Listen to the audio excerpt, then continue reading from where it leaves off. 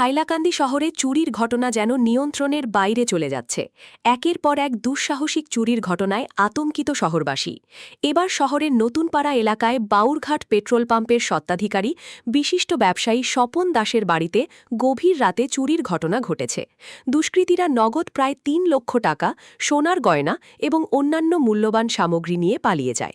প্রাথমিক হিসাবে কয়েক লক্ষ টাকার সম্পত্তি খোয়া গেছে বলে পরিবারের দাবি।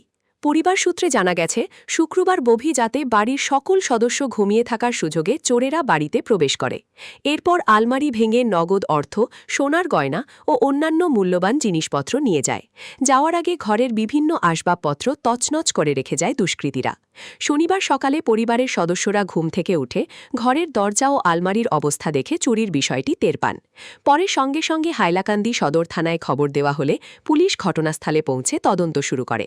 পুলিশ বিভিন্ন আলামত সংগ্রহের পাশাপাশি আশপাশের এলাকার সিসিটিভি ফুটেজ খতিয়ে দেখছে। চুরির সঙ্গে জড়িতদের শনাক্ত করতে তদন্ত জোরদার করা হয়েছে বলে পুলিশ সূত্রে জানা গেছে। এদিকে সাম্প্রতিক সময় হাইলাকান্দি শহরের বিভিন্ন এলাকায় ধারাবাহিকভাবে চুরির ঘটনা ঘটায় সাধারণ মানুষের মধ্যে উদ্বেগ বাড়ছে। বিশেষ করে নতুনপাড়া এলাকায় এর আগেও একাধিক চুরির অভিযোগ সামনে এসেছে। ফলে শহরের নিরাপত্তা ব্যবস্থা নিয়ে প্রশ্ন উঠতে শুরু করেছে। স্থানীয় বাসিন্দারা রাতের পুলিশ টহল আরও বাড়ানোর পাশাপাশি দ্রুত চোরচক্রকে গ্রেফতার করে কঠোর ব্যবস্থা নেওয়ার দাবি জানিয়েছেন।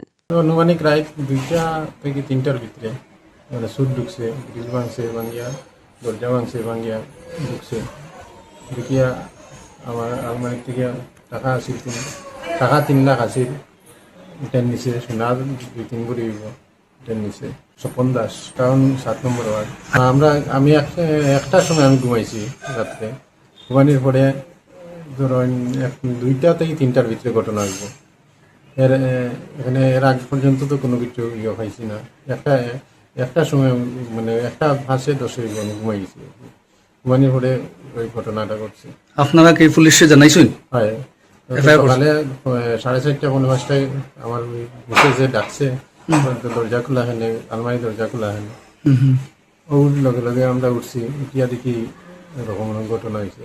লগে লগে পুলিশে ফোন করা হয়েছে, তারা আই গেছে 5:05টায়। আইয়া তো তারা ইনভেস্টিগেশন করে।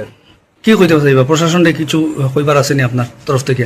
কইয়ার প্রপারলি ইনভেস্টিগেশন করার লাগিয়া যাতে এটা ধরা হয় আর যাতে শুরু হয় না এরকম।